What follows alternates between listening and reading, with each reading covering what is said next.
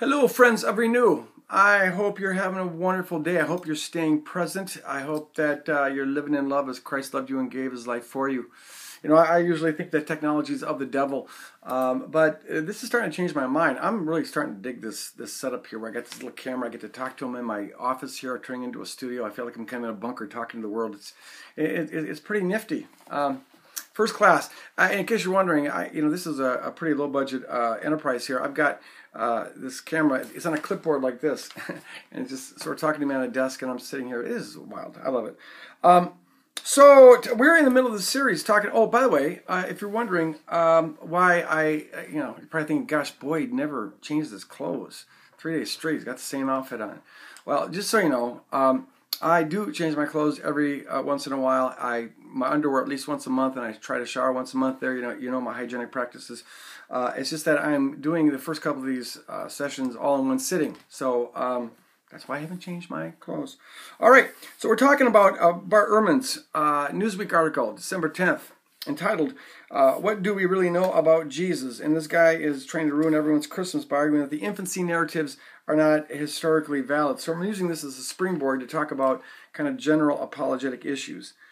Here's the thing, the ancient Jews, the most fundamental pillar of their faith, it was a Shema Yisrael, Hear O Israel, the Lord our God is one Lord. And as they worked that out in the first century context, especially in Palestine, they saw God was God and creation is creation, and there's a distinction between the two. God is God and human beings are human beings, and the two don't meet. And they're especially passionate about this in contexts where they're started by pagans who are always confusing the gods with human beings. Divinity and humanity were always mixed together, and the Jews reacted against that, especially in areas, Syrophoenicia and other places where the Jews had close contact with the Greeks. Instead of being sort of eclectic and borrowing some of that stuff, I mean, there were Jews who did that for sure, but the Orthodox Jews, they resisted that strongly. And so here we find in the mid-30s a band of Orthodox monotheistic Jews going out and preaching this gospel that Jesus Christ was the Messiah, the Son of God, which as you work it out, comes out to mean that they saw him as the embodiment of Yahweh, as N.T. Wright says. And this is a fellow contemporary of theirs, not someone who lived long ago and far, far away. This is a contemporary. His brother is one of the ones preaching this. His mother's in their midst. And the question is, what explains this? They overturned their most fundamental tenet of their faith in believing that this human being was the embodiment of God. And they believe in him, they put their trust in him, they pray to him, and they worship him, this fellow contemporary human being. It's one of the most bizarre facts of history, and it needs an explanation. What explains this? Now, they give us their explanation. As I shared in the previous blog, they say it's because of the life he lived and the claims that he made. I've come down from the Father, and he claims divine authority for himself, and because of the miracles that he did, and because of his death and resurrection. And if that is all true, well, we can kind of understand now how it is that they could overturn the most fundamental aspect of their faith and be worshiping and praying to this fellow human being, this contemporary. But if it's not true, well, then what is the explanation for that? And so we looked at the lie hypothesis or the legend hypothesis. It's either intentionally, it's false intentionally, they're lying, or it's false unintentionally, in which case they're believing a legend. So I'd like to just say a few words about the lie hypothesis, and then I'll deal with the legend hypothesis in the next session, next segment. Go. 3 questions here. 1, if it is a lie, you got to ask why. I actually did not intend that to come out as a rhyme. If it don't fit, you got to acquit. If it's a lie, you got to ask why. Because see, what's their motive?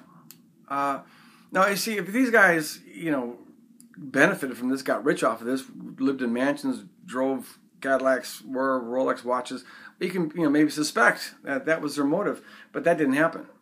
These folks, we know, were initially just rejected. And then persecuted, tortured, fed to lions under Romans' persecution. I mean, he was crazy.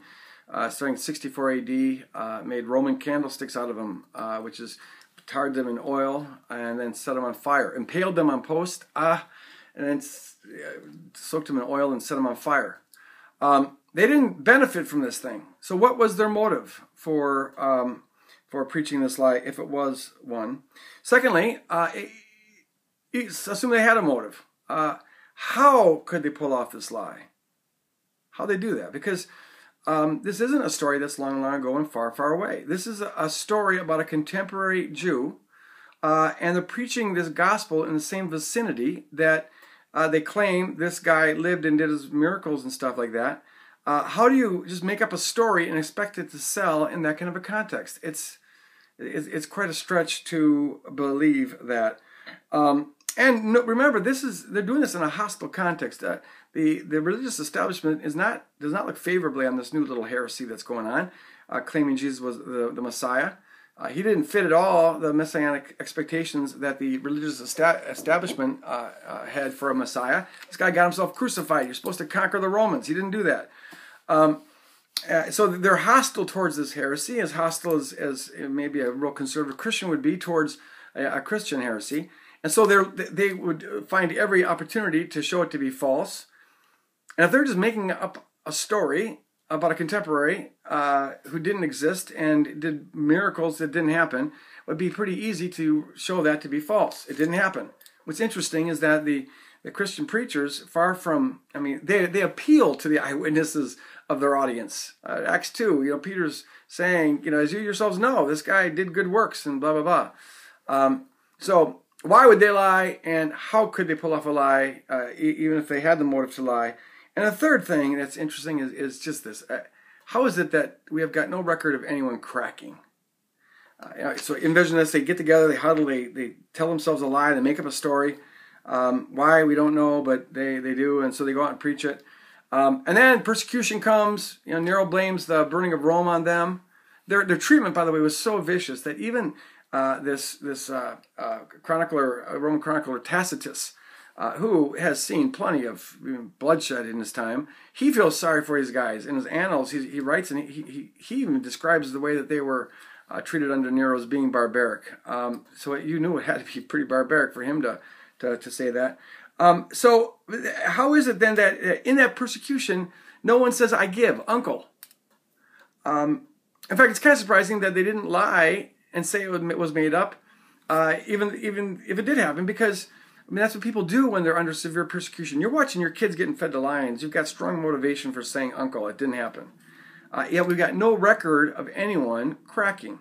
When the Mormons came under persecution in the 1840s because of their practice of polygamy, 2 of the 3 witnesses that say that they saw the angel Moroni give the tablets to Joseph, they rescinded their testimony. That's normal human behavior when you're under a lot of persecution.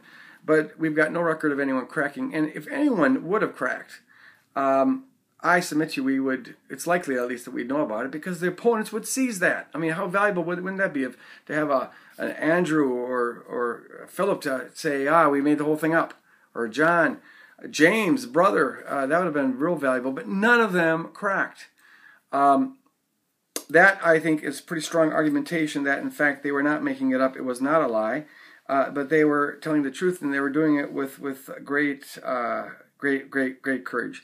In fact, one last thing. It's interesting that you find a lot of arguments against Christianity among the opponents of Christianity in the ancient world, but you never find the argument that it didn't happen.